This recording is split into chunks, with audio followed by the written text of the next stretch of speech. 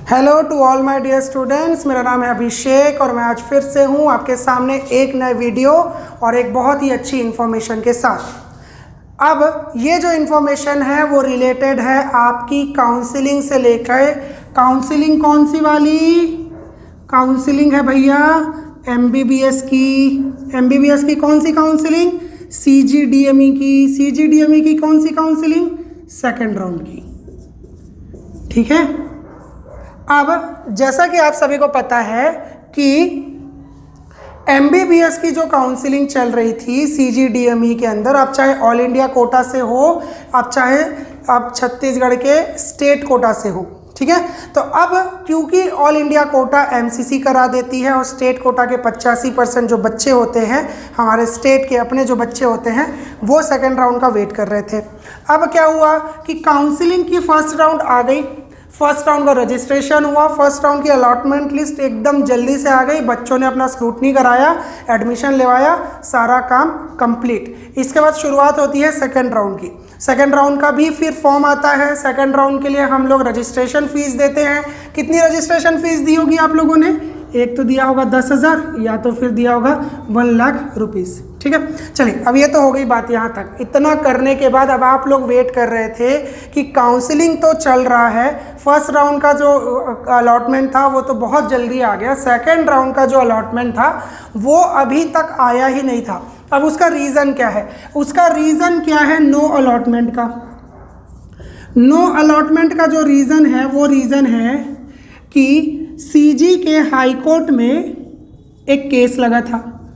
ठीक है, CG high court में क्या लगा था? एक केस लगा था। क्या केस लगा था? देखो, इसके बारे में मैंने आपको पहले भी 2 सेपरेट वीडियोस में डिटेल में समझाया है। एक छोटा सा रिकैप आपको देता हूँ। बात क्या होती है कि सीजीडीएमई के पास, जैसे मान लीजिए किसी कॉलेज में 100 सीट है, मान लिया 100 कौन सा कॉलेज में है सर बताओ तो? 7 में से। बेटा मैं बता रहा हूँ एग्जाम्पल, ठीक है। 100 सीट है, मान लिया, मान ले, हम लोग बायो वाले नहीं है लेकिन मान लेते हैं, ठीक। 100 सीट है। 100 सीट में क्या होता है कि जो 15% होता है वो ऑल इंडिया में चले जाता है। तो 100 का 15% कितना हुआ? 15। और जो बचता है वो सीजीडीएमई का होता है। ये हो गया ऑल इंडिया कोटा और ये हो गया 100 में से 85 बचा, ये हुआ सीजीडीएमई का कोटा। ठीक है, सीजीडीएमई का कोटा कितना? 85। अब ये जो 85% सीट है, इसमें से हर कैटेगरी को जो कॉन्स्टिट्यूशन है उसके हिसाब से आरक्षण मिलता है। जैसे कि ईडब्ल्यूएस को मिलता है 10% आरक्षण। कितना मिलता है? ईडब्ल्यूएस को 10%। अब आप बोलोगे सर ईडब्ल्यूएस का बस क्यों बता रहे हो? बेटा क्योंकि दिक्कत यहीं से है, हाई कोर्ट में केस इसी का लगा था, सारा लफड़ा झपड़ा यहीं पर फंसा हुआ है।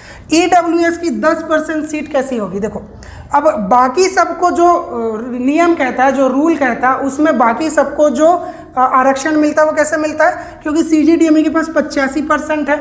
अब मान लीजिए किसी कैटेगरी को अगर 10% चाहिए, ठीक है, किसी कैटेगरी को 10% चाहिए तो 8.5 होता है, जिसको राउंड फिगर करके 9 सीट, 8.5 सीट, आधी सीट तो होती नहीं, कुछ एक सीट में 2 लोग थोड़ी बैठेंगे, तो 9 सीट कर देते हैं इसको, 0.5 होते साथ। ठीक है, तो कितना मिलना चाहिए था? 9 सीट मिलना चाहिए था। बात समझ में आई? लेकिन हुआ क्या असल में कि ये पूरे के पूरे 100 सीट का काउंसलिंग कर दिया गया।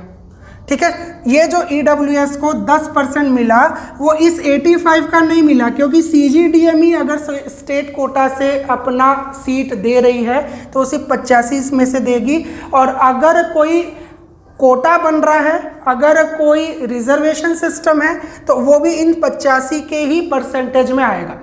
बात समझ में आई? अब देखो, अब होगा क्या कि अगर मैं इसमें से 100 में दे दूं, मेरे पास है 85 लेकिन मैं 10% किसका दे रहा हूँ? 100 का।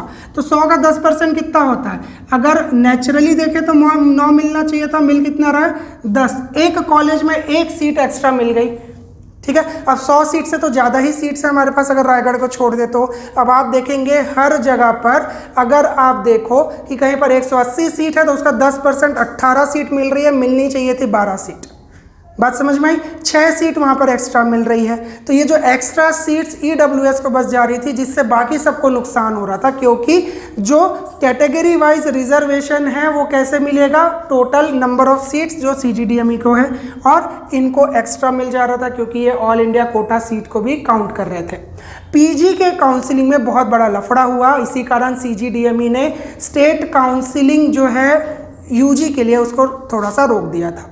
ठीक है, एक काफ़ी लेट पीरियड के बाद स्टेट की UG काउंसलिंग शुरू हुई, लेकिन PG काउंसलिंग शुरू होने के पहले हाई कोर्ट में सिर्फ PG के लिए एक याचिका लगी, और उस याचिका का हाई कोर्ट ने यह जवाब दिया कि ये सीट मैट्रिक्स चेंज होनी चाहिए। उसके बाद काउंसलिंग हुई, उसके बाद UG के लिए काउंसलिंग स्टार्ट हो गया।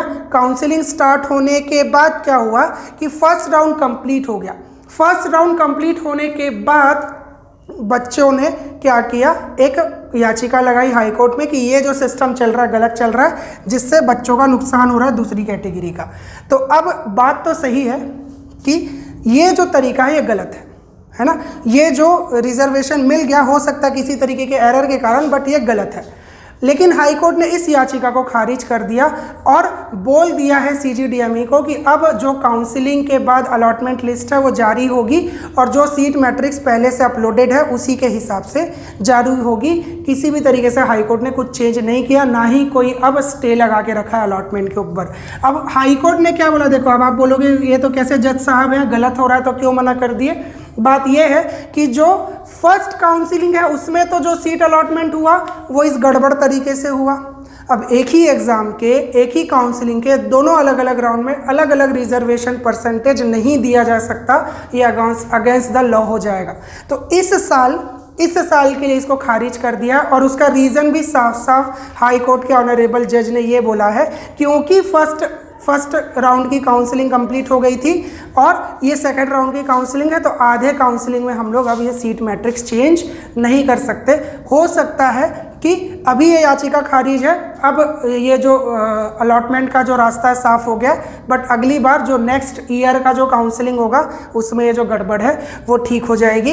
अब इतनी सारी डिटेल में आपको बातें बताने का साफ साफ इतना मतलब है कि अगर आप सेकेंड राउंड का वेट कर रहे हैं अलॉटमेंट लिस्ट का, तो अब से शायद मुझे लगता है 1 हफ्ते के अंदर आपका अलॉटमेंट लिस्ट आ जाएगा। ये मैं श्योर नहीं बोल रहा, हो सकता है 2 दिन में आ जाए, हो सकता है 10 दिन में आ जाए। एक रफली आइडिया ले ले तो 1 हफ्ता अगले शनिवार या अगले संडे तक आपकी सेकेंड राउंड की अलॉटमेंट लिस्ट आ जाएगी। और मैं होप करता हूँ कि आप में से ज़्यादातर बच्चों को अलॉटमेंट लिस्ट में आपको अपना पसंदीदा कॉलेज मिल जाएगा। अगर ना मिले तो भी निराश मत होइए, अगले एग्ज़ाम पास में है, पास में एग्ज़ाम आराम से पढ़िए और फिर पास वाले एग्ज़ाम में पास हो जाइए। अगले वीडियो का इंतज़ार करिए, अपना ख्याल रखिए और थैंक यू वेरी मच।